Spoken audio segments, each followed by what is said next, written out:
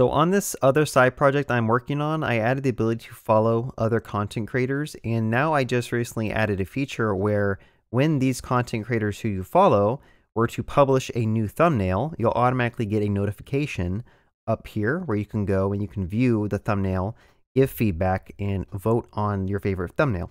So I figured this would be a good video to just kind of walk you through how I set this up, how I designed this, in case you also have a social media type of application where you need to notify people when their friends or their followers do stuff in your system. So I'm going to create a thumbnail test. I have a title set up here and I uploaded 3 very similar but subtly different thumbnails. Just go ahead and upload this test, and when I do this, that should notify everyone who's following me that there's a new thumbnail that people can comment on. Okay, so I logged out and I logged back in as a different user who is following my other account. And notice here we have this bell icon and we also have a red dot. So if you click on this, you'll see that we have a notification that showed up for this user because this user follows my WebDev Cody user. Right now the message is in an unread state, and when you click on the read button, it's actually going to mark it as read and it's going to navigate you to the thumbnail. So let's just go ahead and click it. That'll take us to the thumbnail. I can go ahead and vote on which one I think is the best. I can leave a comment. But if I were to go back to my notifications, notice that this red dot is gone, and also this changes to a view.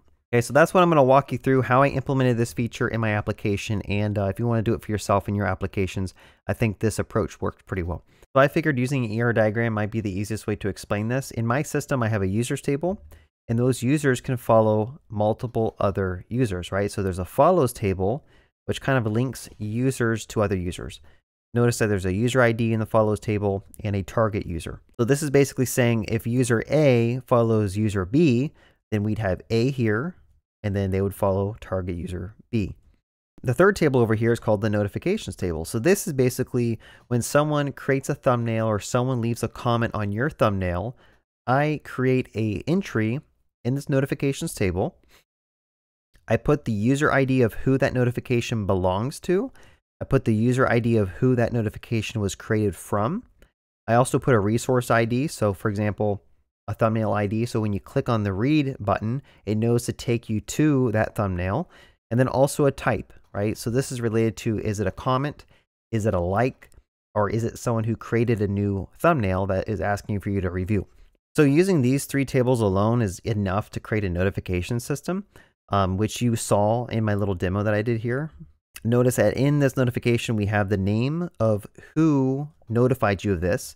So Cody uploaded a new thumbnail test. And again, that's because we store the from here. In this example, type is probably set the thumbnail because someone just created a thumbnail. And I use type to show a different icon here. I use it to change the title. And then resource ID is when you click this view button, it takes you to that thumbnail ID. And then something else I totally forgot to add in here is read, which is a Boolean, okay? And that's to keep track of if someone has opened that notification yet. If they've clicked on this link that I showed you, and I set that to true to know if you viewed it or not. So now that we have that, if you look at the code, I'm using Convex for my database, but this applies the same as if you're using Postgres or if you're using Mongo. Basically, you have a table that has those properties. You have the types here. I have thumbnail, you have vote, and a comment. You got the from user, you got the who owns the notification user is read, and then the resource ID is actually called thumbnail ID in this example. So let's look at how this kind of works. I have this create thumbnail method, and this is called when me as a user, I log in and I want to upload a thumbnail test like I did on my demo, and we should have access to the user ID who's trying to create the test. Okay, so what we do is you first look at that following table, that follows table, and we need to get all of the entries who are currently following me as a user, right? So look up all the target user IDs using that resource user ID, and that'll get back everyone who follows me. And then I just loop through, and for every single one, I create a notification and store that inside that table. Okay, and so now after I upload my thumbnail test, I should notify everyone who follows me. That's how basically it works. It's super simple to get set up. I also have it on comments. So when someone leaves a comment on a thumbnail, same idea. I basically say if the person who's leaving the comment isn't the same user ID of the thumbnail, then go ahead and create a notification. Make sure that the from user is from the user who actually invoked this backend endpoint. And then make sure the user it belongs to is the person who owns that thumbnail. That might have been kind of confusing, but basically if I were to go in and explore any of these, that is going to notify the person who owns this thumbnail and it's going to create a notification for them, as you can see right here. And now this is going to be a type comment, so it's going to change the way it looks in their notifications page.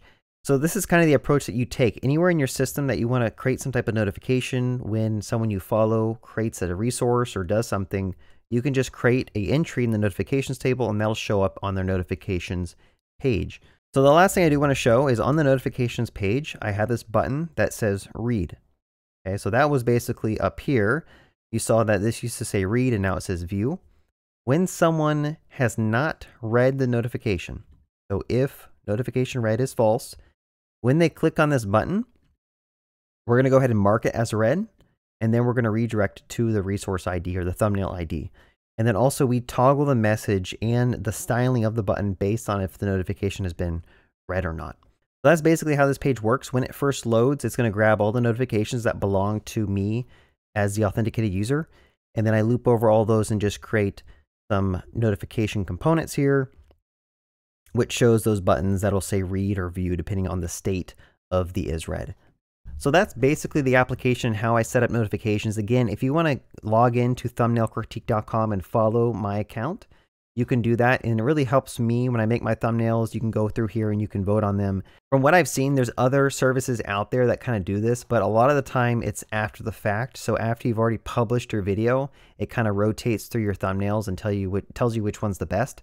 I'm kind of doing a different approach where I want that feedback before I go live, because honestly, you only have a couple of hours to maybe a day to make sure your thumbnail and title is good before your video just kind of dies off in the YouTube algorithm.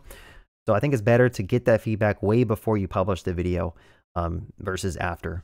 Anyway, hope you guys enjoyed this overview. If you did, give me a thumbs up, leave a comment if there's a different way that you like to set up notifications in your systems. And like always, I have a Discord channel you guys are welcome to join if you want to find a place to kind of hang out and talk to some of the developers.